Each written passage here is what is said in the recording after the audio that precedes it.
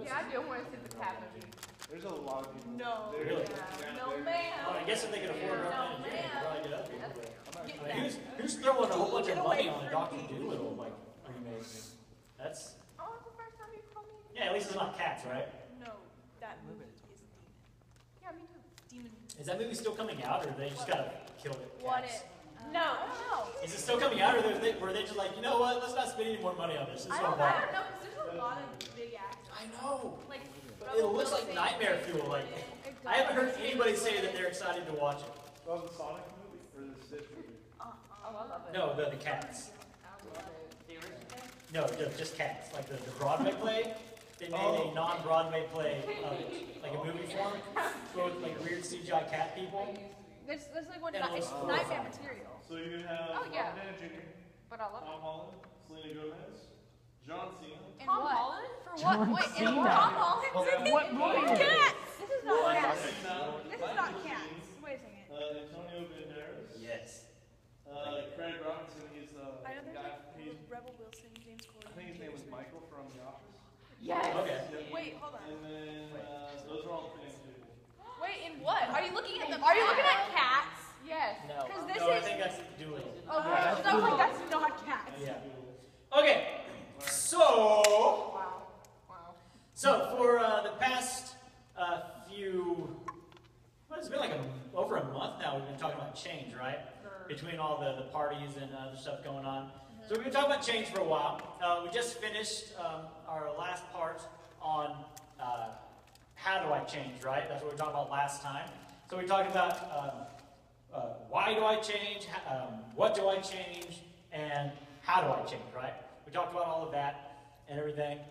So tonight, or for the next few services, we're going to break through and talk about some practical steps for how to facilitate change. We're going to talk about some specific things that we need to change and how to go about changing them. Alrighty, everybody got their Bibles? I forgot to grab the one from the youth room. No, I forgot because these people came to our house. There, did they steal your Bible? Was it the Chinese? Uh-oh. I was Nobody thinking wants about to how. I'm going to get flagged on YouTube. No, I was thinking about how I was going to delete because it's. Oh, okay. Because you wanted to relate to this awkward. Yeah. Okay. Cool. Well, everybody got it on their phones, right? Does anybody not have a Bible? Like on your phone or just in general? Because we do have extra Bibles. Charles? Love you too, bud! Saw him in the doorway. Sneaking. Okay. So tonight we're going to talk about speech and changing our speech, which is super, super important. We're going to get into it. First off, I want to read a verse in two different translations. It's kind of going to be kind of what we're going off of to start with tonight. Let's look at Ephesians 4:29. I'm going to read it in the Passion and then in the Amplified Classic. Ephesians 4:29. And never let ugly or hateful words come from your mouth, but instead let your words become beautiful gifts that encourage others. Do this by speaking words of grace to help them. And then again in the Amplified. Let no foul or polluting language, nor evil word, nor unwholesome or worthless talk ever come out of your mouth, but only such speech as is good and beneficial to the spiritual progress of others, as is fitting to the need and the occasion, that it may be a blessing and give grace, God's favor, to those who hear it. Okay, so, we were talking about change and whatnot, and we're talking about, why do I need to change, what do I need to change, and how do I change and whatnot. And one of the questions that we keep asking is, as we're looking through the Word, obviously we've got to line ourselves up with the Word. We have to change to line ourselves up with the Word. Change is like replacement, right? So we have to replace things in our lives that don't line up with the Word, right? Yeah. So remember when we read through 1 Corinthians 13, and we're kind of reading through, it's like, okay, so let's go down the list, which of these things do we need to have some change in our lives? So as we read, this verse here, as you read that, who is thinking, okay, maybe this is something I need to change, right? When you hear, let no foul or polluting language, nor evil or unwholesome talk, or worthless talk ever come out of your mouth. Or never let ugly and hateful words come out of your mouth. Anybody okay, maybe there's some change that needs to happen in my life. Maybe I do that. I do that sometimes, right? Just me? Okay, yeah. So this is probably something that we probably all need to work on, right? We all need to create some change in our lives where our speech is concerned. You know, and as we were talking about earlier, when we all came down to sit down before the game, I was joking, like, you know, you guys kept saying things like, oh yeah, we're going to talk about that. We're going to talk about that. We're going to talk about that thing. Because, you know, just as we came in here before we even sat down for the game, like half of you had already said some negative and worthless and contradictory to your identity things, right? Stop. I mean, half of them probably just came from you. Okay, so speech is really, really important in lots of areas. We don't have enough time tonight to like really, really go in depth on this, so I'm just going to kind of skim through some basic things that you guys need to understand. Maybe at some other time we'll do a more in-depth study on words and on speech, on confession, stuff like that. But tonight we're going to go over it fairly briefly. So make sure you guys are ready and have your notes out so you can write some notes down, because we're just going to go through this pretty quick, and you guys might want to look up some of this stuff on your own later, because we're not going to go super, super in-depth on any of this stuff tonight. We're just going to kind of get to the point. So speech is really super, super duper, duper, duper important. Speech, you know, in your words, frame your world. Have you guys ever heard that? Like, especially if you grow up in like a Christian circle, especially like a word of faith type circle, you probably hear that a lot. Like, you know, your words or your confession frame your reality or frame your world, right? It's directly correlated to the outcome of your life. Is directly correlated to the words you speak, right? So let's look at this. Let's go back to the beginning. Genesis 1, which is the beginning. Genesis means book of the beginning. Get it? Yeah. Okay. Genesis 1. Just going to read a whole bunch. So if you want to write down the actual verses, it's 1 through 3, 6, 9, 11, 14, 20, 24, 26. The New King James. Yeah. Just basically most of Genesis 1. Just kind of cut it up a little bit. Skipping out some verses just so we can hit the ones that we're wanting to hit real quick. That all say the same thing. Okay. So in the beginning, God created the heavens and the earth. The earth was without form and void, and darkness was on the face of the deep. And the Spirit of God was hovering over the face of the waters. Then God said, "Let there be light," and there was light. Then God said, "Let there be a firmament in the midst of the waters, and let it divide the waters." Or let it divide the waters from the waters. Then God said, let the waters under the heavens be gathered together in one place, and let the dry land appear, and it was so. Then God said, let the earth bring forth grass and herb, and that yields seed, and the fruit of the tree yields fruit according to its kind, whose seed is in itself on the earth, and it was so. Then God said, let there be lights in the firmament of the heavens to divide the day from the night, and let them be for signs and seasons, for days and years. Then God said, let the waters abound in the abundance of living creatures, and let birds fly above the earth across the face of the firmament of the heavens. Then God said, let the earth bring forth the living creature according to its kind, cattle and creeping things and beasts of the earth according to its kind, and it was so. Then God said, let us make man in our image, according to our likeness. Let them have dominion over the fish of the sea and the birds of the air, and over all the cattle and all of the earth, and every creeping thing that creeps on the earth. So, let's go over that real quick. A little question and answer time. Hopefully you guys are paying attention. How did God make everything? He said. He said it, right? Okay. So, how did God literally frame the world? With His words. And then what does the Bible say about how He made us? Obviously, He said. But how did He make us? In what style and what form? In His image like Himself. Yes, and then we talked, obviously, before talking about identity, that in our recreation, in Christ, we have been made one with Him, right? So now even more than just being like Him, we are now literally in His very position. So, if God created everything and formed the world by His speech, and then He made us to operate and be just like Him, how do we frame our world? with our words, with our speech. Yes. So is everybody following along? Does this make sense? Does this sound like a perhaps is a biblical idea? Now, does that kind of worry anybody? Like if you think about like kind of the words you speak, we already talked about, like, we look at that first verse, we're like, maybe I need to change. So if you need to change, after reading the verse that's talking about not letting any foul or polluting or unwholesome or ugly speech come out, maybe that means sometimes our speech is foul and polluting and unwholesome and worthless. So maybe we probably don't want to be seeing those words be framing our reality, right? We probably don't want to see some of the words that we say become real. Like can you imagine that? Like you say, like, oh my gosh, like, that was so funny, I'm literally dying. Oh, I can't wait for that. See? Like, is that really what you want? You want to just die right now? Like, well, we'll talk about that later. So,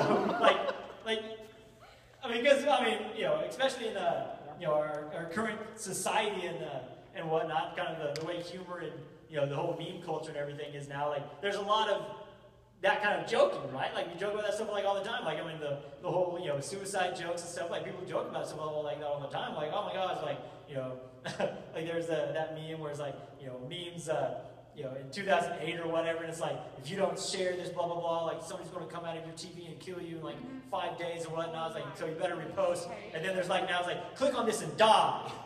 It's like, that's memes now. It's like, pretty much, right? Like, that's kind of how things are. It's like, but can you imagine if, like, that's kind of how things went? If your words really did frame your reality just like that. Just like how it operates with God. Like, if that's how things went. But when it comes right down to it, your words really do frame your reality. Yeah. It may not be like instant just like that, but you will see the effects of the things that you speak out. Because you are made in the same way as God. You're made in His likeness to operate the same way He does. To speaking things out by faith. To speaking things out that you believe and then seeing it come to pass. And so, what you say, you're going to see come to pass in your life. It's just like, we talked about before. People complain about, where their lives are and, the circumstances in their lives. And, one thing I always say is if you don't like your garden, check what you're planting. And what does the Bible say about seed? What is the seed? Think back to the huh? The root of all problems. Wait, Kind of. Yeah, that might be a discussion for another time. But okay, so remember the parable of the sower? The sower went to sow the seed, and the seed is bad. The Word. The Word. The seed is the Word. So the seed is literally the Word of God. So when I say, if you don't like your garden, check what you're planting. What do you plant in a garden? Seed. What is seed? Word. So really, if you don't like your garden, check what you're saying. Yeah. That's good. Wow. Mind blown, right? Some of you guys are having a heavy revvy, other than the two that are talking in front. You guys get that? The seed is the Word, right? So, and you when you plant a garden, you plant seed, right? So when I say, if you don't like your garden, check what you're planting, what I'm really saying is, watch what you say. Okay, nice. Watch your mouth. Yeah, watch your mouth, watch that. Like, all right, Aunt Cheryl, like, calm down. Okay. Okay. What you speak either creates life or death. Proverbs 18:21. Death and life are in the power of the tongue, and those who love it will eat its fruit. Proverbs 18, oh, wait, that's the same one. In the Passion Translation, I was like, wait, that's the same verse. So that was the New King James. This is the Passion. Your words are so powerful that they will kill or give life, and the talkative person will reap the consequences. Oof. Yeah, oofta. So let's, once again, with basically this whole series on change, I'm, constantly encouraging you guys to do some retrospective, checking of yourself. So check yourself real quick. Check yourself before you wreck yourself.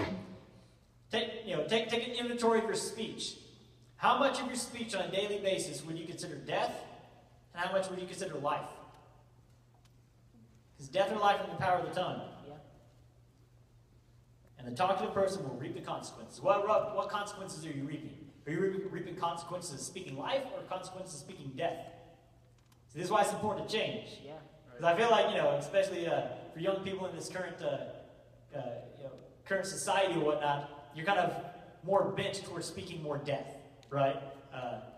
Because basically everything is telling you that that's how you're supposed to talk, right? So it's talking the negative, all the jokes are toward the negative, most things are bent that way. So, like I said, change is going to be an uphill battle. It's going to be like a, salmon swimming upstream. Like, you're going against the current. So that's why it's so important that we make a lifestyle of doing personal inventory, lining ourselves up with the Word, and finding things that we need to change. Because if we don't, we're going to go with the course of the world, which is death. And the talkative person will eat the fruit thereof. Yes, Aaliyah? You have a question? Before you said the Proverbs thing, you said something. New King James. It's Proverbs 18:21, New King James. You said something. It was the same one. Oh, okay. Yeah, it's the same verse. Proverbs 18:21. I read the New King James and Passion. Yeah, it was the New King James was death and life in the power of the tongue, and those who love it will eat its fruit. Okay, John 4:50 through 53. Jesus said to him, "Go your way, your son lives." So the man believed believed the word that Jesus spoke to him, and he went his way. And as he was going down, his servant met him and told him, saying, "Your son lives." Then he inquired of them the hour when he got better. And they said to him, "Yesterday at the 7th hour, the fever left him." So the father knew it was at that same hour in which Jesus said to him, "Your son lives." And he himself believed, and his whole household. All right, so here's the situation, right?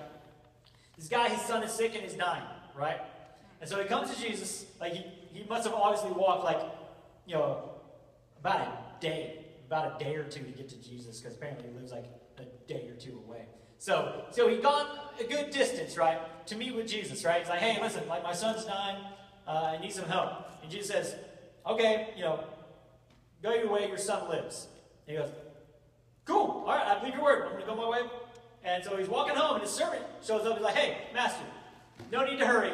Everything's cool. Your son's okay." He's like, "Whoa, when did this happen?" "Oh, yesterday at about 7. He's like, "Yesterday was at about 7 was when Jesus told me that my son was healed." He's like, "Oh my gosh." So Jesus' words framed literally this kid's life, right? Literally brought life back to this kid, right?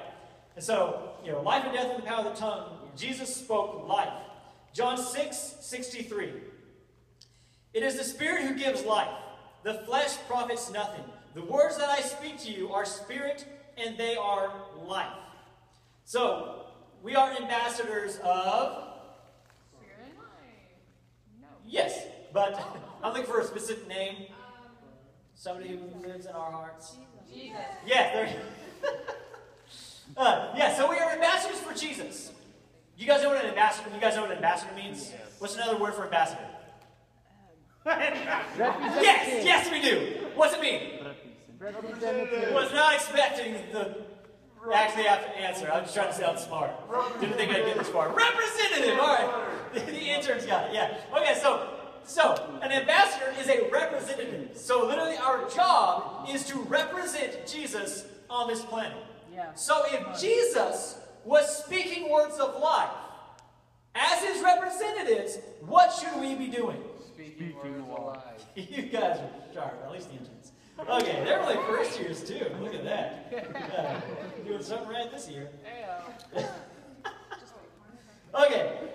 Yes, we're to be representative. So as Jesus spoke life, we are to also speak words of life. Yeah. Your words have power. Mark 4:37 through 39. Another cool thing Jesus did. "And a great windstorm arose, and the waves beat on the boat, so that it was already filling. But he was in the stern," talking about Jesus, "asleep on a pillow. And they woke him and said to him, 'Teacher, do you not care that we are perishing?' And he arose, rebuked the wind, and said to the sea, 'Peace, be still.' The wind ceased, and there was great calm." All right, so here's the situation, right? So Jesus and the disciples, they're in a boat. They're out at sea. Storm comes. Water's filling the boat. Not a good situation. They're going to sink and die. The disciples kind of freaking out. Jesus taking a nap. So they go wake him up. Jesus wakes up, he goes out there, he's like, hey, storm, chill. Vibe check, y'all. Chill. Okay, so then the storm chills out, right? It says, peace, be still. The storm goes, peace. Still. So literally Jesus, how did he stop the storm? He spoke to it, right? He just commanded it with his words, in his authority, to peace be still, and nature, like, the weather just changed. Like, I would love to do that here in Shreveport. Like, just listen, like, heat, stop it. Amen. Rain, like, chill. No, rain coming. Just like a little bit. Like, I mean, maybe the hail. Just stop beating at the window. It's freaking out my cat. Because it hailed like a week ago. Yeah. It was like, Yeah. It did? very briefly. It wasn't like really big hail, yeah. Yeah. It's Not at all. hail that comes Not in at a all. lot of size. Yeah. It's pretty cool. It I remember hurts. when you were talking You don't stand out in it. about Okay. Your speech is a witness to the world for good or bad. Once again, you're an ambassador for Jesus. Yeah. Now, I don't know if you guys ever had this in your life, where maybe like you have somebody who like you respect, maybe it's somebody who's like a good Christian person, maybe even a spiritual authority in your life, who like you respect and you look up to and whatnot. Like maybe it's somebody like me. Obviously, this is an example of me because I'm awesome and whatnot. I would never do this. But maybe you had somebody in your life, like me, who's a little bit less awesome, and like you really look up to them. And then one day, you just find them cussing up a storm. They're just dropping F-bombs and just like really just letting somebody have it, just being a complete jerk. Maybe they're driving you around and they start flipping people off and cussing them out in traffic, or maybe they just start saying a whole bunch of just like really like mean and negative things all the time. Like you're probably like, you know what? Yeah. Yeah. Just peace, be still. It probably would kind of ruin the witness, right? You probably wouldn't listen to them anymore. You probably, if they're like cussing up a storm, being a jerk, and then they come to you like, listen, you really need to watch your words. Like you really need to like be nice to people and be kind and like don't talk bad about people. Like you should probably say like positive things about yourself and stuff. And they're doing the complete opposite. You're probably like, yeah, I'm not going to listen to you on that. Like, it's probably ruined the witness, right? So now let's flip this. What if somebody looks up to you? Oh, God. Not you, Maddie. But so all of you are awesome, outstanding Christian people. So let's say somebody in your life, it could be a fellow student, maybe one of your friends. It could even be an adult in your life, perhaps your parents. That you go to church and you love Jesus. Maybe they're looking up to you. Maybe somebody that you don't even know is looking up to you in your life. I guarantee you, people start seeing a positive change in your life, they'll start looking up to you. They'll start saying like, wow, look at the positive change in their life. I want to see that kind of change in my life. Whether you know it or not, I guarantee you. You start changing for the better. People are going to start watching you. They're going to want what you have. Yeah. And they may never even tell you. So let's say each one of you has somebody in your life that looks up to you. Maybe they've seen the positive change that the Lord has made in your life, and they look up to you. Maybe from afar and you don't even know it. And now let's say they catch you saying some stupid stuff. Maybe you start cussing somebody out, or just using some really just inappropriate language. Maybe you just start making some mean jokes about somebody. Maybe you start talking about how depressed you are and how you want to die and kill yourself and stuff. And maybe that's kind of, they overhear you saying something like that. Do you think that is going to be a positive or a negative influence on them? Do you think that is going to make them view you more positively or negatively? More importantly, do you think that's going to make them have a more positive or more negative view about Jesus? Because you are his ambassadors. Yeah. Whether you like it or not, people will see you as his ambassadors. Your speech is a witness. Watch your words. Make sure they're good words. Matthew 12:36. You're going to be held accountable for every idle word. Matthew 12:36. But I tell you, on the day of judgment, men will have to give an account for every idle, inoperative, non-working word they speak. Oof. Watch what you say. That doesn't mean just say bad words. That says idle, inoperative, non-working, useless. Just not even bad. It's not even just talking about cussing right there. That's just saying nonsense. Just stuff that really just did not need to be said. You're around people that just like talk, and you're like, you really didn't need to say that. Yeah. Like, that doesn't help anybody. It's not even funny. It's not even like a good kind of funny. That doesn't help anybody. You know? So we want to be held accountable. Matthew 12:36. For by your words you will be justified, and by your words you will be condemned. The super important nowadays, people like check what you say on Twitter. If you ever want to do anything with your life, check what you say on Twitter, because people will go back 20 years to find stupid things you said and then punish you for them 20 years later. So you will be justified or you will be condemned by what you say, no matter when you said it. So now is a good time when you're young to not be stupid. A lot of people your age are stupid, so don't be stupid. Hashtag Jason Montgomery, don't be stupid. Okay. That was it. Okay. How do you change your speech? We're way out of time. Okay. Why do we need to change our speech? Speech can be a habit. So last time we talked about a habit. A habit is a disposition or condition of the mind or body acquired by custom or frequent repetition of the same act.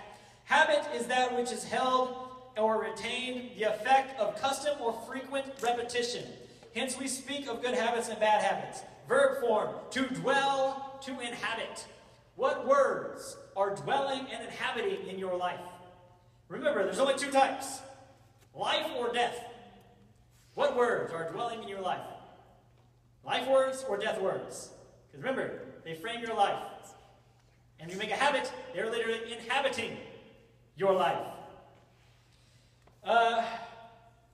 Okay, we don't got time for this because we have 1 minute left and this is a long one. So write down James 3, 2 through 10. Wait, James 2? James 3, 2 through 10. Which? So write this down and read it later. Here's a little homework for you. This will go good with your homework later. James 3, 2 through 10. I have two verses, Amplified and Passion. They're both good. But we don't have time to read them both. I have them both written down, but we are out of time. That's really good. This is all about controlling the tongue.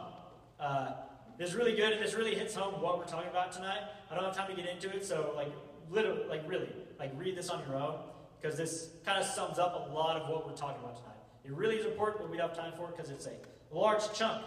James 3, 2 through 10. Everybody got it written down? Yeah, it's stuck in my brain. I'll send it to you now. Yeah, James 3, 1 through 10. Or 2 through 10. Passion was 1 through 10. 2 through 10 for y'all. Okay. So that's all about controlling the tongue and how it's really important that you control your tongue. Basically, you control your tongue, you control your whole life, right?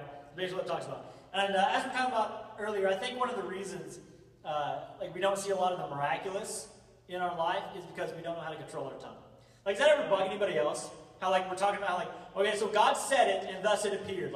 God literally created everything with his words and we are just like him, we're to operate just like him. And then you think, well, sometimes I say stuff and I don't get it. Why is that? I think a lot of that is because you don't give a shotgun to a child. Okay, you didn't have to go that far, man. It was only once. Exactly. We've learned from our mistakes. So you don't give something with that powerful, for creative or destructive. Like we're talking about. Imagine if you literally got whatever you said. Did you go, oh man, I hate that guy. I wish you just dropped dead.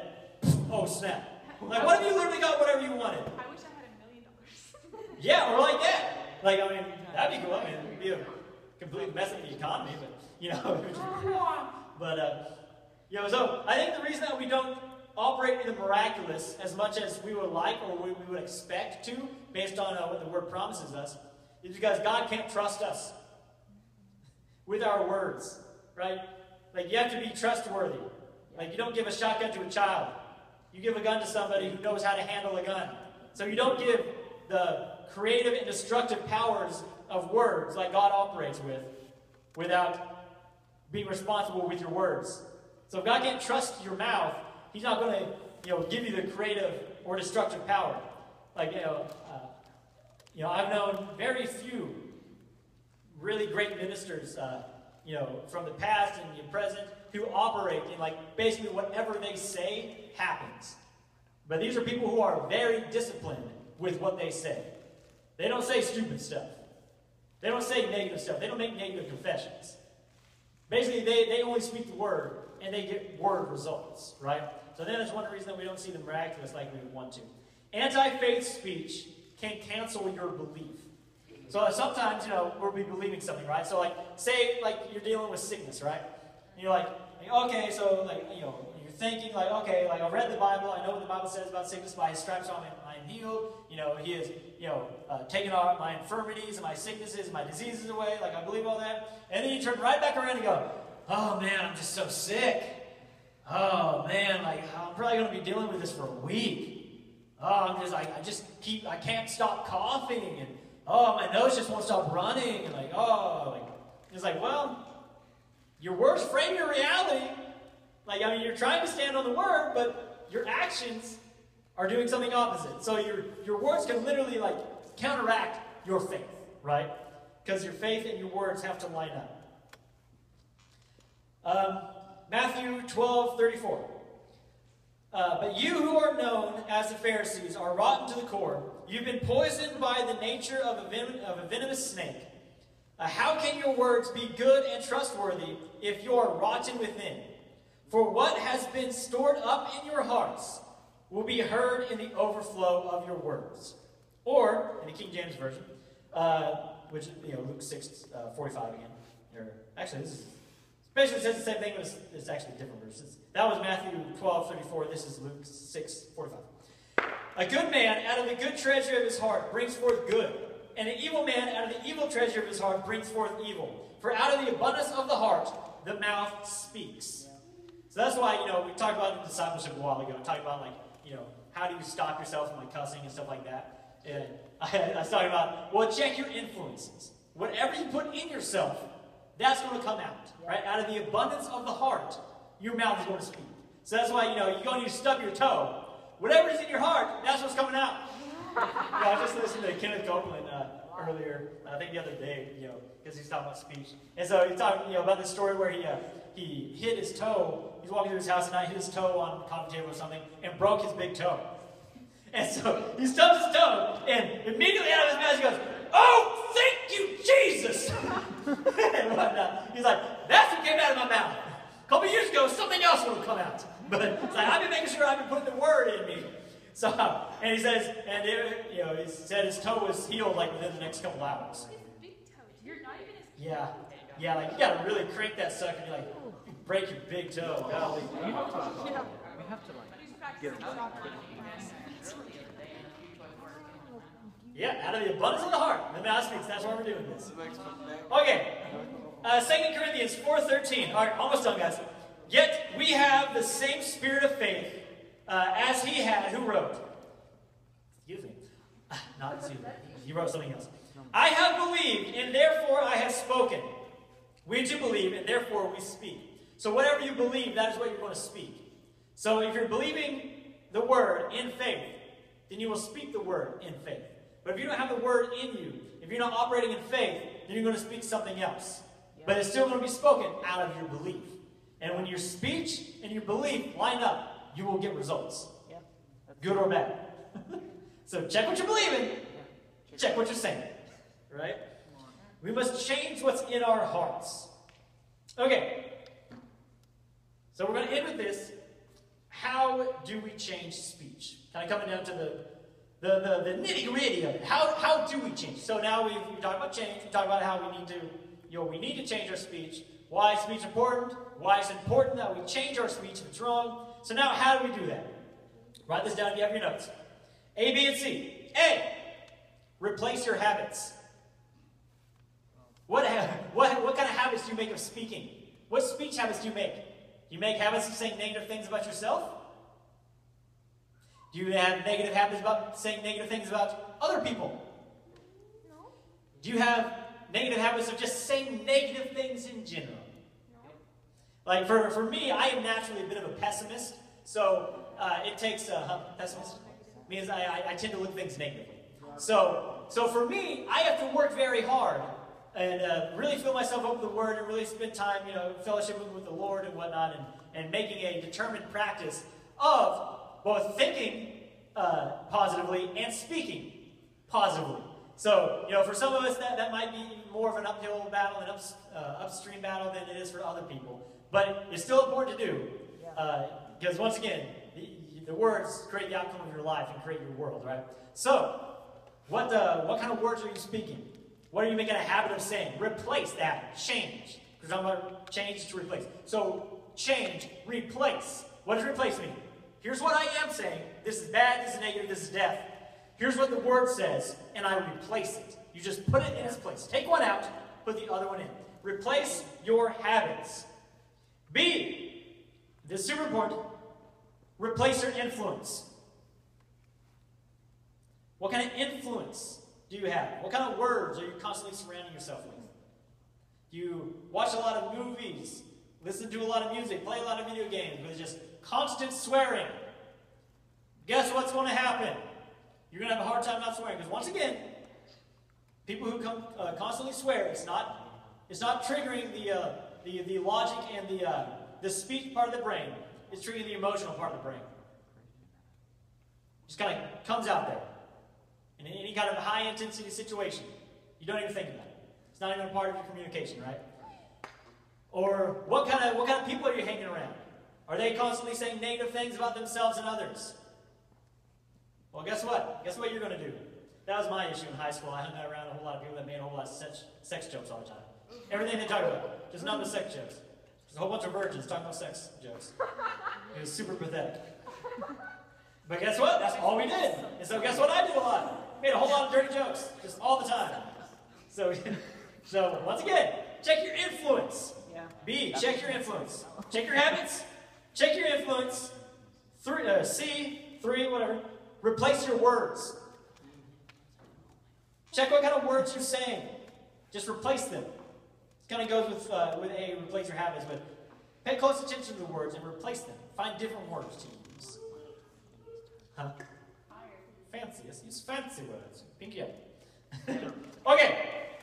So, with these next series of sermons, if I can get it in turn, we're going to do a exercise for all three of these messages that are going to be a week-long exercise. So from today all the way until we meet again next week. So you can pass this out. I'm going to give you guys each a notebook and a pen.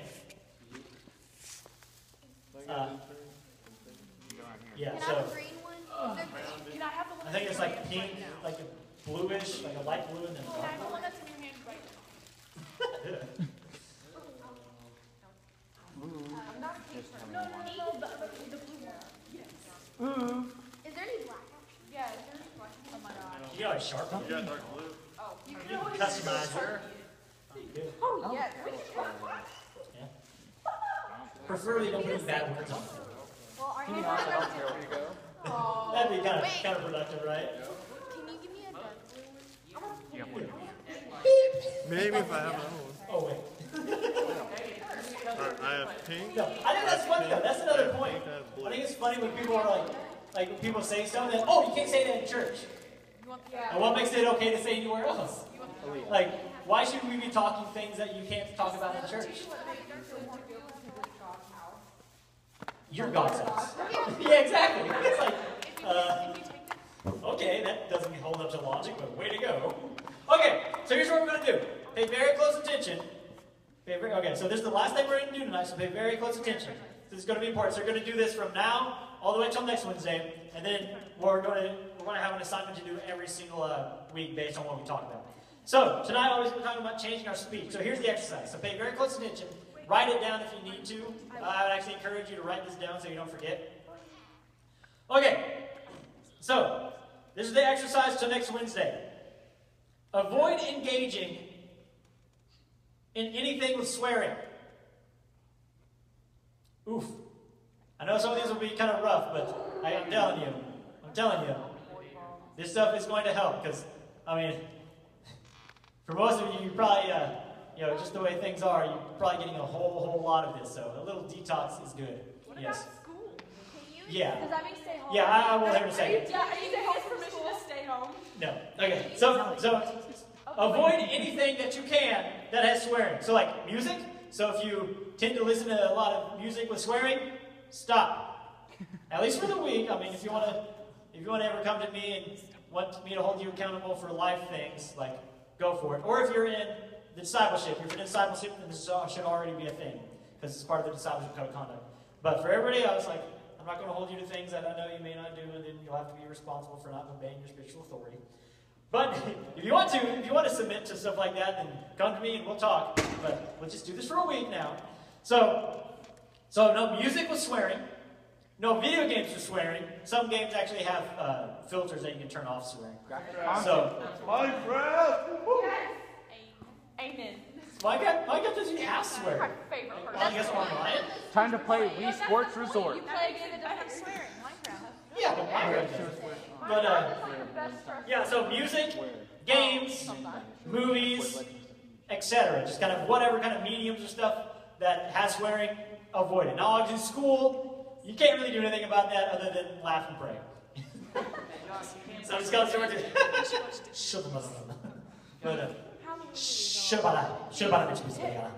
movies, here we come. But Disney Halloween movies, like Yeah. Wait, does Middle Earth have cussing? Yeah. Yeah. I don't know. I guess, like, unless it's really bad, like, I don't even notice. I don't even notice usually. Unless it's like really blatant. I'm going to watch Disney movies. Yeah. Okay. So everybody got that? Everybody got that? So avoid engaging in anything with swearing. Music, games, movies, etc. Whatever like you actually can. Obviously, your home or school and whatnot, you can't always avoid that kind of stuff. Wherever you can, avoid the influence of swearing. And obviously, don't swear yourselves. That goes along with it. Okay. Part 2. Watch your negative words and confession. If you catch yourself saying something negative, write down something positive. So, I suggest that you carry this notebook with you everywhere you go. And, yes? Yeah. So I suggest that you carry this notebook with you everywhere you go. And anytime you use a negative word or use a negative confession, like if you swear, or you say like, oh, like I'm so stupid, or oh, like I'm demon possessed, Maddie, or oh, the Bible burns my hands, or stuff like that, or I'm allergic to I'm allergic to holy. Yeah, he's like, or like, oh, like Becky's such an idiot, or like stuff like that, like. Oh my gosh, Becky, you're such an idiot. I know it. I can't done, Stacy.